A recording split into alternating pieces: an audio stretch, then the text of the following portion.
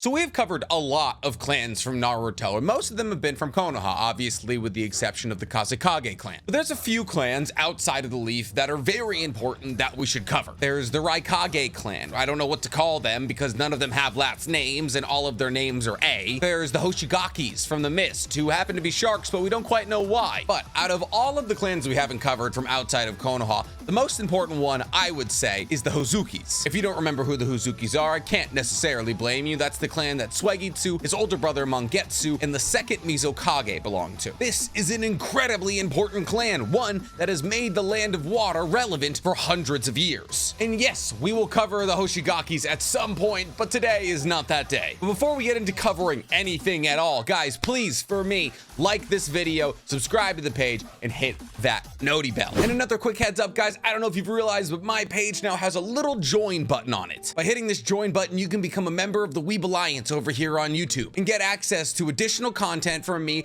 emotes, and badges. By just joining in at the lowest tier, you get extra content from me that comes in the forms of shorter videos that I can't necessarily make into full-length YouTube videos. Like recently, I talked about the things about the Rinnegan that make me angry. Vlog access, let's plays, all of these things. But of course, if you don't want to do that, I just appreciate you being here right now. So the Hozuki clan, let's talk about it. The Hozuki clan was one of the first clans to settle in the Hidden Mist after the Warring States period. Think of them a bit like the Senju of the Mist. They were a large, prosperous, and powerful clan that bolstered the importance of the Hidden Mist in its formation. And this was largely important because the Hidden Mist actually, when these villages were first getting started, was the weakest of all the villages. Byakuren, aka the first Mizukage, struggled tirelessly in order to make the Hidden Mist a village that could be considered one of the great ninja villages. However, he was an incredibly cautious but intelligent person, and his cautious nature actually led to the Hidden Mist becoming the secluded place that it was. His nervousness and his caution to interact with other villages made him and the village retreat into itself. And because of this, things like trade and interaction became very limited for the Hidden Mist. However, he was regarded as one of the most intelligent people to ever live in the Narutoverse. So his ability to create a village was very good, and he very much understood how the world operated, which is why he brought the Hozuki clan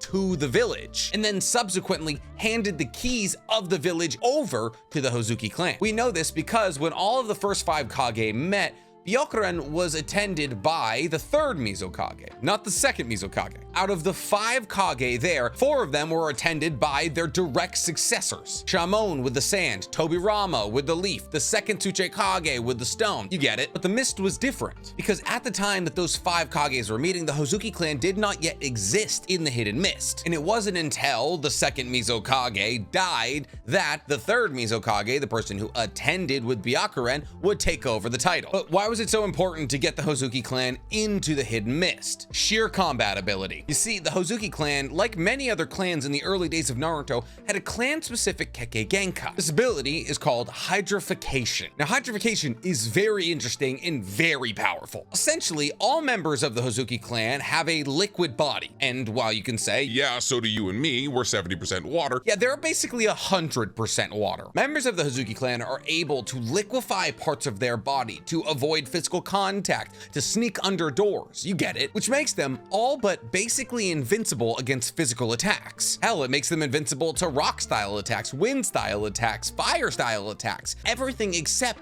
for lightning release, which, albeit they are very weak to, we all know our Pokemon type advantages. But here's the thing, if hydrification was their only ability, then we wouldn't really have to worry about them. Shoot them with some lightning release and we're good. But we learned from almost every single member of the Hozuki clan, of which we know 3 of, that there were other things they were very much good at. But before we get into the individual Hozuki clan members that we know and their abilities, there is a drawback to this hydrification technique that isn't called lightning release. Listen, I have to drink a lot of water and I'm only 70% water. Imagine if almost 99% of your anatomical structure was water. You would have to stay very well hydrated, which members of the Hozuki clan have to do. All Hozuki clan members are actually known to carry water bottles around with them because if they don't stay hydrated, well, they either die or can't use their ability. But there's also another thing that binds all members of the Hozuki clan, and that's their names. Hozuki itself stands for Demon Lantern in Japanese, which is the Japanese term for the Chinese lantern plant, a plant that produces fruit that look like Chinese lanterns. And what's funny about this is that most of the last names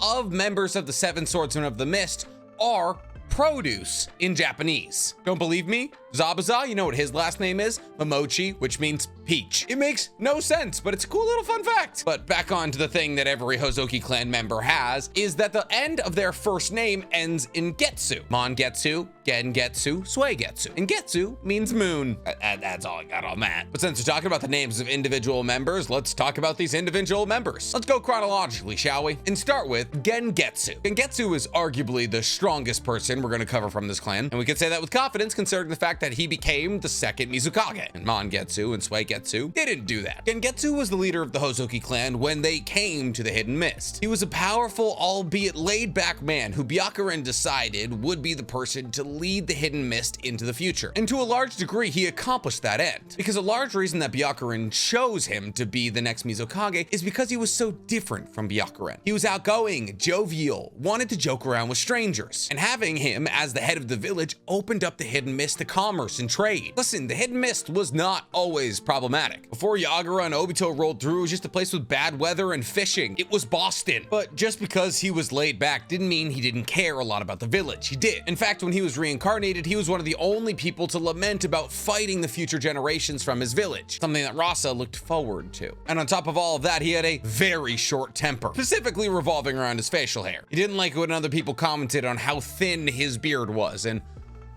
kind of feel him. Still waiting on the cheeks, baby. The only thing he didn't like as much as that was Mu, the second Suigetsu, because as somebody who cared deeply for his village and also was very personable, Mu was not that. Mu was deeply selfish and was also considered basically a non-living being. So Mu and him naturally had a rivalry that lasted literally their entire lives. Why do I say literally their entire lives? Well, because they killed each other. They traded. And while I haven't talked extensively about Mu on this page yet, the fact that he was able to kill Mu should speak towards his power, because Mu is one of the most terrifying people ever. But since we're talking about Gengetsu's power, let's talk about Gengetsu's power. I feel like I sound like Mark Pillier when he's talking about Lady Dimitrescu from the Resident Evil games, and he's like, it's about power. It's not about pleasure. Is that what you think this is, you perverts? Mark is like the only YouTuber I want to meet. Let's get back on track. Powers. Gengetsu was so powerful that he was able to wipe out the majority of the 4th Division, even when he was telling them how to beat him. This power came largely from the fact that he had every single chakra release except for wind. Yes, that's including yin and yang. But obviously, as a member of the Hozuki clan and one who resided in the Hidden Mist, his most powerful release was water, which obviously he could use for his hydrification technique, but many other things, like his ability to liquefy the tips of his fingers, create water bullets, and shoot them. Water bullets so powerful they were able to strike down sand clones. And in the anime, he was showed the ability to blow bubbles that could strike with incredible accuracy, precision, and speed.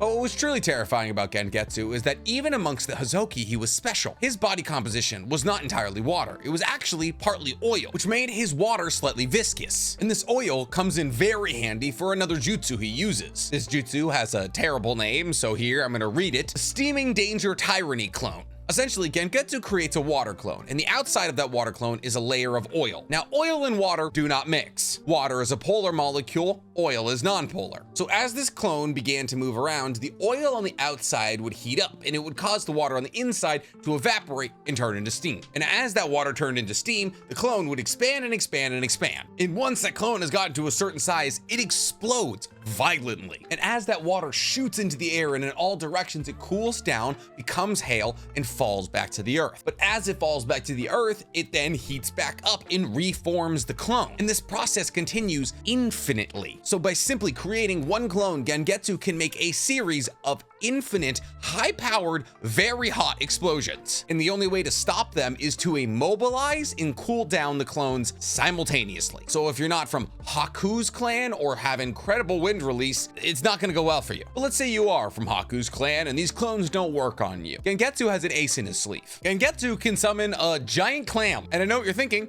how useful could a clam be in combat? This clam can emit steam that creates a yin release Genjutsu. This yin release Genjutsu is so incredibly potent that seasoned shinobis have no idea which clam is the real clam, because the clam's steam creates multiple different clones of the clam that people think are the real clam, but it never is. Even when Gengetsu was explaining how to deal with this Genjutsu, the shinobi couldn't figure it out. And the only way to break this Genjutsu is to kill the actual clam. Only problem is, it's a giant clam. It is very hard to kill. So as you stumble through this Genjutsu inducing steam, there is infinite explosions going off. The person standing on the clam is immune to physical attacks, and they have a bullet gun that can pierce straight through your chest. Him becoming a Kage, not that crazy. On to the next person, Mangetsu. Mangetsu, to me at least, is the most interesting entry on this list. Mangetsu, which means full moon, and his younger brother Suigetsu both trained while they were young in order to become one of the 7 Swordsmen of the Mist. Within the Hidden Mist, this is a massive honor. Essentially, if you are sent into the 7 Swordsmen of the Mist, you are acknowledged as one of the 7 strongest people in the village. And Mangetsu got to do this. Mangetsu was part of the strongest generation of the 7 Swordsmen of the Mist, the generation that included Zabuza. However, what part of the 7 Swordsmen of the Mist Mangetsu was is kind of up in the air. You see, it's widely believed that Mangetsu was the wielder of the twin blades, the Hiramekirai. Mangetsu learned how to wield all 7 swords of the mist, even Samehada, which is notoriously picky for who it lets pick it up. Because of this, Mangetsu was actually tasked with the role of whenever the 7 swordsmen of the mist were traveling somewhere together,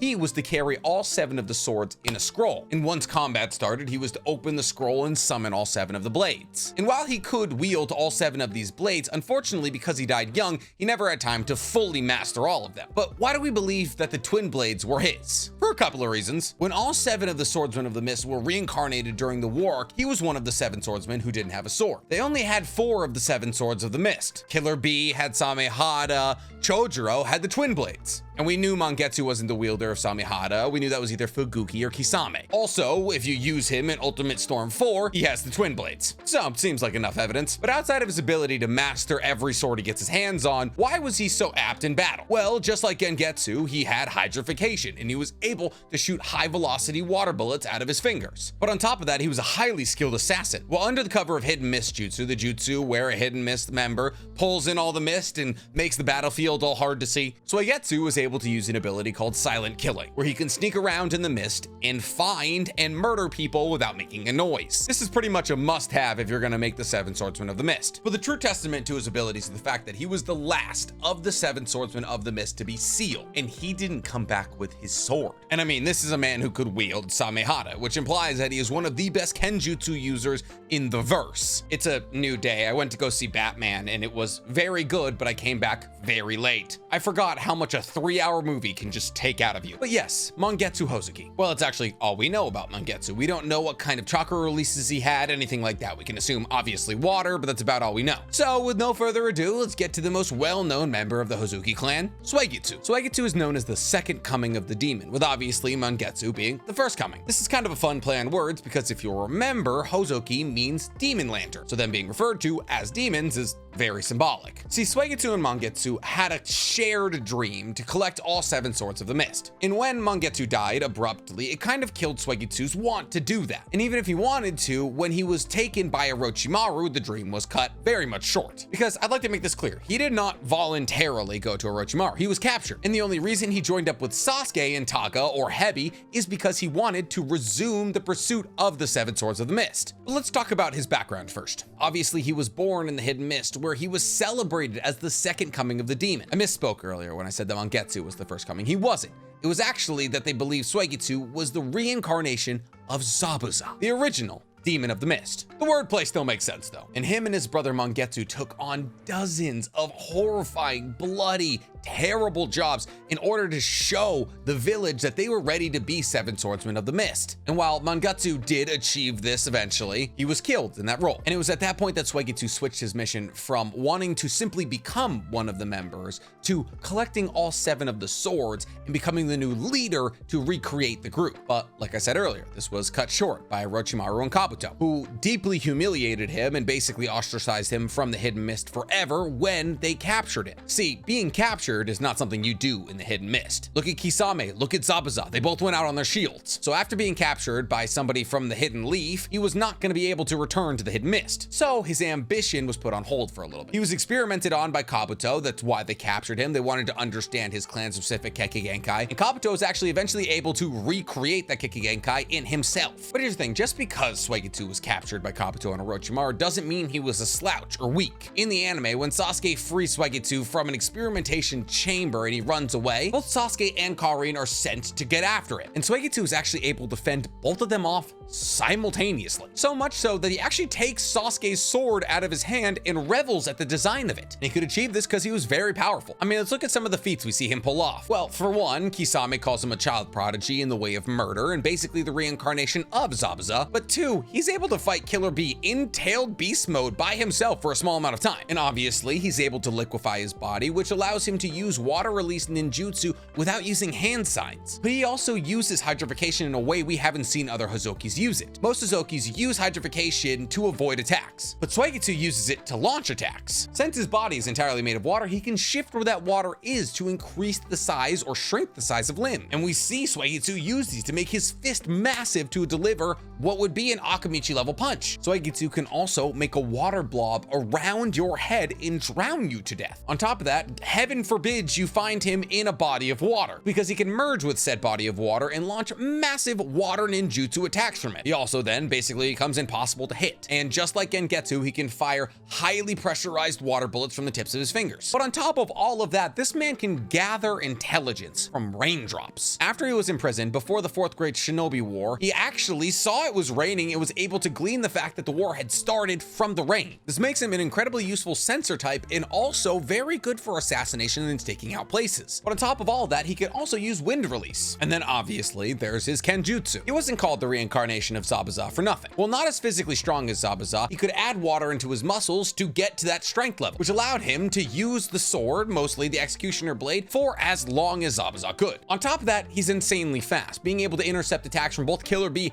and the 4th Raikage, who's said to be the fastest person on Earth after Minato died. That's absolutely saying something. And even without a sword, he is incredibly talented in taijutsu. So yeah, you don't want to fight him unless you have lightning release, and then you're like fine. And that's it, guys. That is all 3 members of the Hozuki clan. Well, at least that we know of. What's truly devastating to me about the Hozuki clan is that as the village was growing, they very much needed the Hozukis there. As the village maintained, as it became a place of status quo, the Hozukis were almost funneled out. And this is probably from their generally combative nature. I mean, the Mizukage is obviously going to be in the biggest fights, and all the other Hozuki clan members that we know of wanted to join the 7 Swordsmen of the Mist, and that is a high kill area. So here's this clan, once reviled as the strongest and most important clan in all of the Hidden Mist. And now they're down to 1 member we know of, which is why I actually really want Suigetsu to be the next Mizukage. When you think about it, it's not really his fault he fell into the grasp of Orochimaru. And yes, obviously after that, he did a couple of things that weren't so savory, but redemption is a big thing in Naruto. And he comes from a long line of people that are very important to that village. But who am I kidding? The next Mizukage is gonna be that grandson of Yagura who was in the